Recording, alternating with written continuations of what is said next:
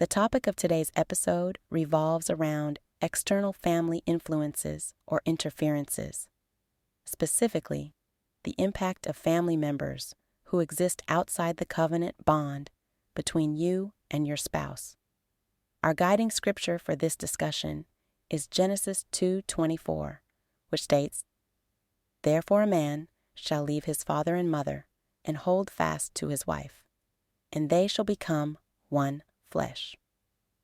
To begin our exploration of the role of outside family in marriage, let us first clarify some terms.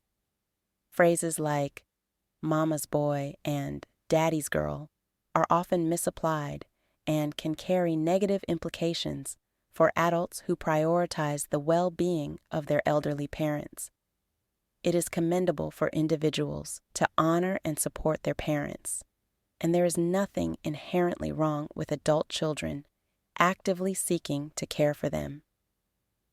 A pertinent biblical example is found in the actions of Jesus, who made provisions for his mother at the cross.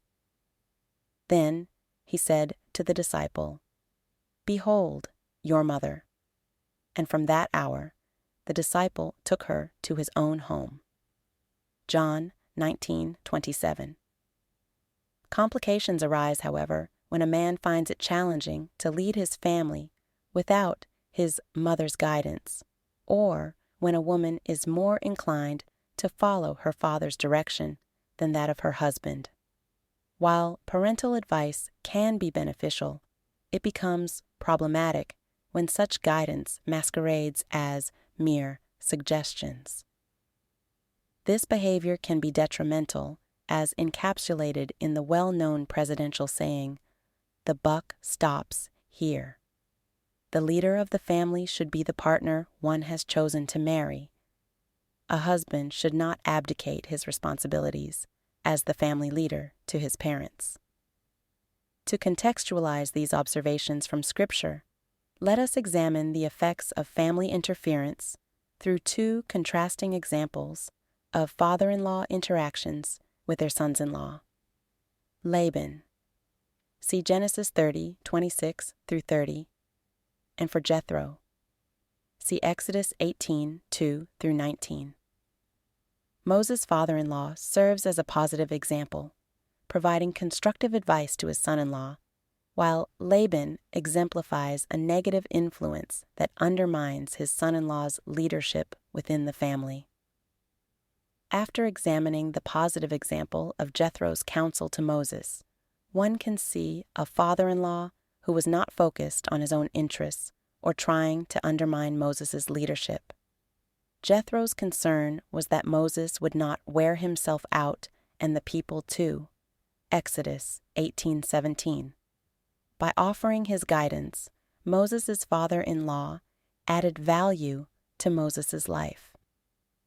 This is in stark contrast to the Laban's example. During Jacob's entire time with Laban, the latter was cunning in his interactions with him.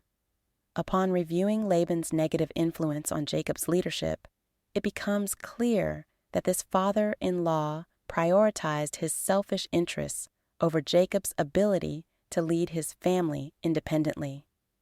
Nonetheless, God utilized Laban's self-serving behavior to strengthen Jacob as a man.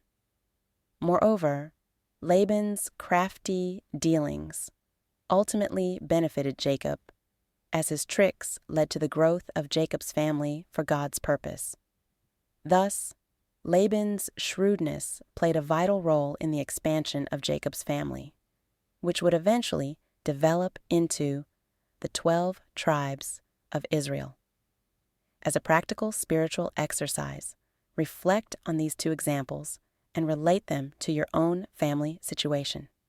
Utilize the insights you gain from the text as a means of discernment.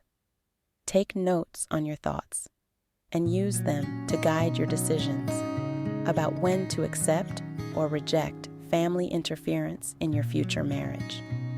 I hope this discussion has been enlightening, clarifying the difference between positive family influences and negative family interference. Thank you for listening, and if this message has been a blessing, please like and share.